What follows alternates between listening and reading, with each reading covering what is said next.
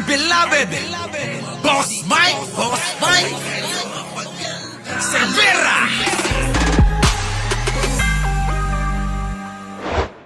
Na talagang mastermind. Tingnan nyo ha, itong laos na artista na ito at bobo, tatanga-tanga, no? Akala mo walang bahid, ano? Ito ho, laos na artista na ngayon ay nagngangaw-ngaw, pati ang mga TVJ binanatan niya para mapansin siya, kaya napansin naman. Oo. Pero mga kababayan ko, siguro sasang-ayon kayo sa akin. Ito marami ring issue. Eh di ba na-issuean ito ng pang-scam daw ng mga estudyante? At na-issuean din ng corruption ito mula ng naging politiko ito dyan sa Paranaque. Itama nyo ako pagka mali ako ha. Oo, itama nyo ako pagka mali ako. Kung hindi Pasay sa Paranaque. Ngayon mga kababayan ko, hindi naman nalo-nalo sa lugar na yan. Kaya pumunta naman ito sa may bandang South, Quezon yata. Batangas, Laguna, ewan ko kung saan dyan, basta dyan sa South. Laguna, Batangas o Quezon. Bahala kayo. Ngayon, tumakbo daw ito. Ayun, binanatan ng isang bata, mga kababayan. Buti na lang daw ay hindi binoto kasi manyakol daw. Oo, manyakol daw, sabi nung mga nakaka-PK niya at mga nakaka-TikTokan niya. Grabe, no? Natulpo yan, Boss Mike, sabi ni Enteng Batote. Oh, totoo! Ngayon, nagmamalinis to. Oo, nagmamalinis. Piling malinis, akala mo talaga walang bahid, mga kababayan ko.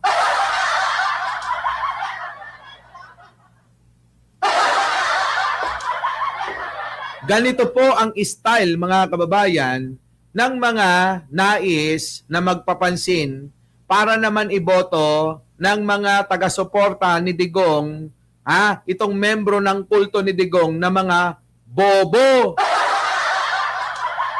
Nakuha ninyo, mga kababayan ko? Madaming bahid, sabi ni Jojo Chavez. Pilingero ang peg. Ha? So ngayon, eto na, pakinggan natin kung gaano nga katanga, kabobo, itong laos na artista na to. Nananawagan ako sa Armed Forces of the Philippines. Kita nyo, nananawagan ako sa Armed Forces of the Philippines. Kita nyo, mga kababayan eto walang logic ito. Bakit kanyo mga kababayan ko? Porke nagsalita lang si Salde ko ng ganon, abay hindi na verify kung totoo. Hindi nga mapatunayan na totoong tao yung nagsalita doon. Dahil pinagdudahan na AI yon dahil hindi man lang makapag-live si Salde ko. Nakuha nyo, mga kababayan ko. Argo, isipin mo maigi ito Isipin mo. Paano mo naman paniniwalaan ang isang tagpi-tagpi at halatang halata na inedit na video na pinalabas sa mismong page ni Salde ko? Paano mo paniniwalaan yun? Iba-iba nga yung mga itsura nun. Minsan, kalnot. Hindi ako nagnakaw. Palot! Puro palot! Palot! Puro palot! Hindi ako... Minsan naman, makapal yung buhok. Ano ba talaga? Di ba, mga kababayan ko? Ano ba talaga? Yun. So ngayon, ang hamon ng taong bayan, ikaw, Salde ko, kahit man lang mag-live ka, patunayan mong ikaw talaga yan, yung nagsasalita, bakit di mo ginawa? Nakuha nyo, mula nung hinamon natin yan, mula nung hinamon natin si Salde ko, na mag-live siya, mga kababayan ko, hindi na nagpakita. Sa madaling salita na takot bigla si Salde ko. Ngayon, eto naman, dahil bobo nga ito, tanga yata talaga, kaya nalaos bigla. Eto yan, mga kababayan ko.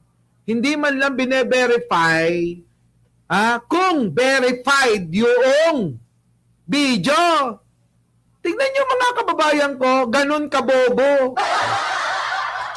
Ang mga DDS naniniwala sa mga chismis ng kapwa DDS. Di ba, mga kababayan ko? Tama ba? Tama!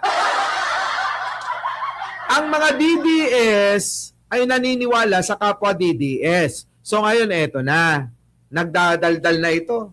Nananawagan na sa AFP, PNP, CAPGO, at PC. Lahat na yata, tinawagan niya.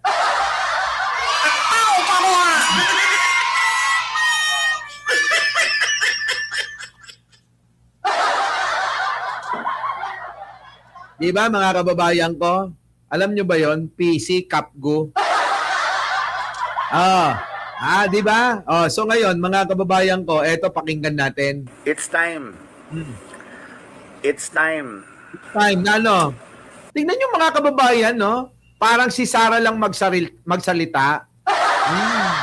Sa Armed Forces of the Philippines, sa Philippine Army, sa Philippine Marines. Tawagan mo na rin yung CAPGO tsaka PC. Para sa mga Philippine Constabulary, ganon. Di ba? Pati na yung mga, yung mga civilian na mga volunteer. Pati na rin yung, CCW. Lahat na, tawagin mo na. Sa Philippine Navy, sa Philippine Air Force, sama mo na rin yung Coast Guard. Kahit bullshit yung boss dyan sa Coast Guard, masyadong bias. Kita nyo, mga kababayan ko, napapansin nila yung iba na masyado daw bias. Hindi nila naiisip na sila yon. Yung bang kanilang pag-uugaling pagiging bias, sila yon ibibintang sa iba. Hindi ba pwedeng tapat lang si Tariela, si Commodore Tariela, siya kanyang sinumpaang tungkulin? Di ba? Kita nyo, mga kababayan ko? Sabi ni Pinong Pinoy dito, mga tanod, mga tawagin mo, hindi sumasundalo, ganon. Sabi naman ni JC, manawagan ka sa mga iniskam mo. Tama? Diba, yan ang sinasabi ko, lalabas ka. Wala ka ng pagkakaiba sa idol ni Argo na si Norman Mangusin. Di ba, Argo? Walang pagkakaiba to sa idol mo na si Norman Mangusin. Napakaraming kaso ng pang-i-scam. Ayun, lumabas sa social media. Nabuking tuloy. Sibakin nyo na lang yung admiral dyan. Laging kakampi sa gobyerno kahit anong mangyari. Bobo talaga, no? Anong gusto mo? Labanan ng gobyerno? Ano bang utak mo? Tanda-tanda mo na. Bobo ka pa rin! Mga kababayan ko, walang maidudulot ang paglaban sa gobyerno. Tandaan nyo yan. Walang maidudulot na maganda yan para sa ekonomiya, sa kabuhayan ng mamayang Pilipino. Wala pong maidudulot yan. Marami na pong nangyaring ganyan sa kasaysayan. Etong ginawa ng mga dilawan kay Apo Lakay, nagdulot ba ng kagaanan ng buhay ng mga Pilipino? Hindi. Etong ginawa kay Erap nung Gloryang maliit, nagdulot ba ng kaginhawaan para sa mga Pilipino? Hindi. Bagkus nagkaroon ng pagkabahabahagi ang mga Pilipino dahil sa pangdidemonyo ng katulad nito. Tama, mali. Yan. Kaya kailanman, mga kababayan, kung ang gobyerno ay nakikita naman natin na maayos, na nagpapaandar, kung ang gobyerno naman natin ay hindi katulad ni Digong, bakit tayo lalaban? Kung hindi, bagkus, dapat tayo'y sumusuporta dahil kung ang Pangulo ay may mandato, tayong mga mamayang Pilipino ay mayroon ding obligasyon na tumalima at sumunod, rumespeto sa Pangulo na hinalal ng maraming Pilipino. Nako!